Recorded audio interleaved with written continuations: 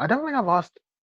Are there more elements than the natural? So okay, in another solar system, because I don't know if they would exist in this solar system, but in another solar system that occurred, I guess, differently, or have we seen anyway, existence of like heavier elements, like in our periodic table, but like the kind of ones we make like the Einsteiniums and that. Have we seen those naturally occurring, Yeah. So or evidence of those kind of yeah, things? a chemist would be better at answering this, or a nuclear physicist. But a lot of those heavy elements that we produce artificially have very short half-lives. Yep. So even if they were created by the universe, they would have actually decayed into lighter elements right now. And it needs a lot of energy to create them as well, because you're basically forcing together more and more protons. And so you need more and more neutrons to carry the strong force to do that. Otherwise, the protons, it's unstable and it decays. It gives off a neutrino, and one of the protons turns into a neutron. So or it gives off a. Because I don't remember even what this planet is made of percentage wise again, but like It's mostly silicon and iron. Yeah. Is it that the sun, like the relative amount of iron is much less or more than the Earth, or around the same? The relative amounts are, Like, it's actually, so as a percentage, there's a lower percentage of iron in the sun than there is in the Earth.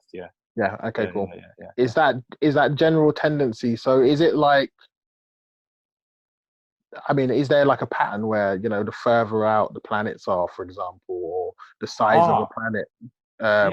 This is a really good question. So when you only have a sample of one solar system to look at, you might think that, and that's what we thought for hundreds of years, right? Is that, well, Jupiter is a gas planet and it's far away, and the other planets are icy and they're far away where it's cold, right? So they have to form out there where it's cold. And when you can only form rocky planets like Mars, Earth, Venus, and Mercury close to the sun, because the heavy elements don't get blown away by the solar wind. And that's what we thought. Okay. Right? So the Jupiter has to have formed out there because all of the hydrogen that wasn't falling into the sun is light and it gets pushed away. But now that we've looked at other solar systems, that's been completely turned on its head, because we find Jupiter planets really close to their star. Now that is a observational effect, because it's easier to find a large planet that's close to the star than it is to find a small planet that's farther away. But now we know, so there's a population of planets called hot Jupiters. So we now actually know that gas giants can form very close to the stars. So maybe that happened in our own solar system. Maybe Jupiter did form closer to the sun, and our solar system has evolved, and that the planets actually swapped orbits.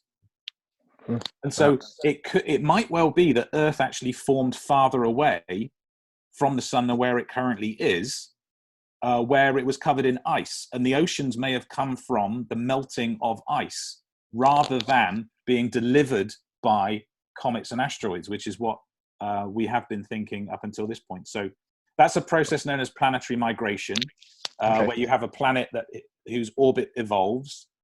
We know that orbits evolve. The moon's orbit is evolving. It's getting farther and farther away from the Earth every year, which actually is one of the major pieces of observational pieces of evidence to demonstrate that the moon was actually formed from a giant collision between the Earth and a Mars-sized protoplanet called Theia. So that's the origin explanation of the moon, is that 4.4 billion years ago, there was a massive collision, and the moon is actually the debris left over from that collision. Yeah. Really interesting. There's like yeah.